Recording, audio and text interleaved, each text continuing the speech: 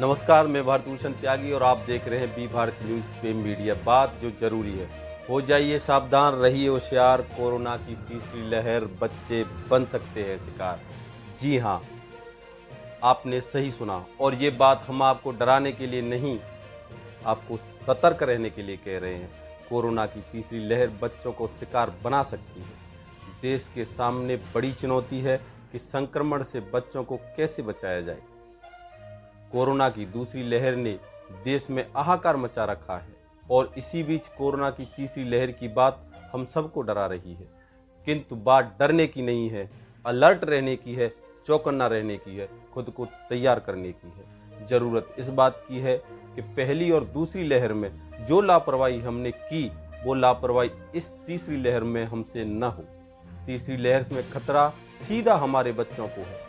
ऐसी संभावना जताई जा रही है कि तीसरी लहर में बच्चे संक्रमण का शिकार हो सकते हैं। देश में पिछले 14 महीने से एक अदृश्य दुश्मन ने लाखों लोगों को मार डाला है और दुनिया की 5वीं सबसे बड़ी अर्थव्यवस्था को बेबस कर दिया है।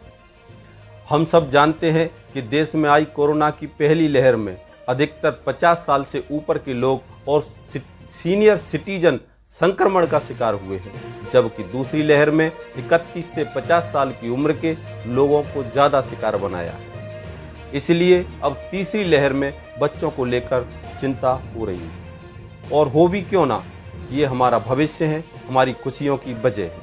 अभी देश में 18 साल से कम उम्र के बच्चों के लिए वैक्सीन नहीं आई है।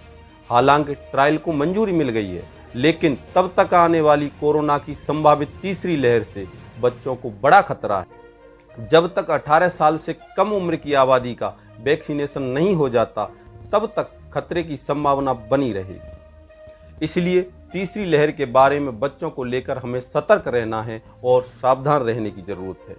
केंद्र सरकार के प्रमुख वैज्ञानिक सलाहकार के विजय राघवन ने कहा है कि तीसरी लहर को प्रभाव इस बात पर निर्भर करता है कि स्थानीय स्तर पर हर जगह दिशा निर्देशों का पालन कितने प्रभावी तरीके से किया जा रहा है।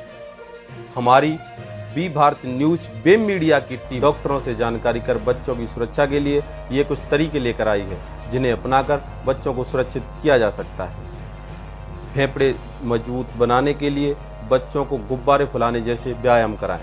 बच्चों को पीने के लिए गुनगुना पानी दें, जिससे संक्रमण का खतरा कम होगा।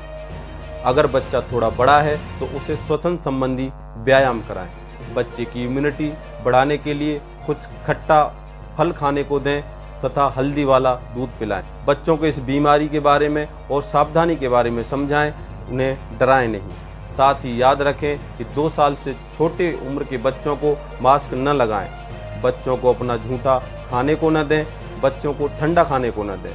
अभिभावक बच्चों को सामाजिक दूरी के बारे में बताएं। बच्चों को बार बार हाथ धोने की आदत डालें। अगर ये लक्षण दिखें तो सावधान रहें।